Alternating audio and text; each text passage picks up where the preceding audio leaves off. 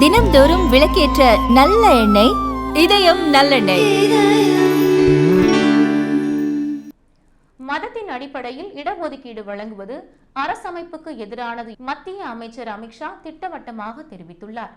முஸ்லிம் பெண்களுக்கும் இதர பிற்படுத்த வகுப்பை சேர்ந்த பெண்களுக்கும் பிற்படுத்தப்பட்ட வகுப்பை சேர்ந்த பெண்களுக்கும் மகளிர் இடஒதுக்கீடு மசோதாவில் இடஒதுக்கீடு வழங்கவில்லை என்றால் சமாஜ்வாத கட்சி மசோதாவை ஆதரிக்காது என்று அக்கட்சியின் எம்பியான தர்மேந்திர யாதவ் தெரிவித்திருந்தார்.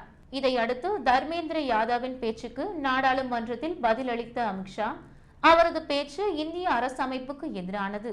மதத்தின் அடிப்படையில் யாருக்கும் இடஒதுக்கீடு வழங்குவதை இந்திய அரசு அனுமதிப்பதில்லை. எனவே மதத்தின் அடிப்படையில் முஸ்லிம் பெண்களுக்கு இடஒதுக்கீடு வழங்க வேண்டும் என்பது அரசமைப்புக்கு எதிரானது என்றும் தெரிவித்தார். மேலும் மக்கள் தொகை கணக்கெடுப்பு பணி தொடங்கிவிட்டது என்றும் மக்கள் தொகை கணக்கெடுப்பு பணியுடன் சாதிவாரி கணக்கெடுப்பையும் நடத்த மத்திய அரசு முடிவு செய்துள்ளது என்றும் அமித்ஷா கூறினார்.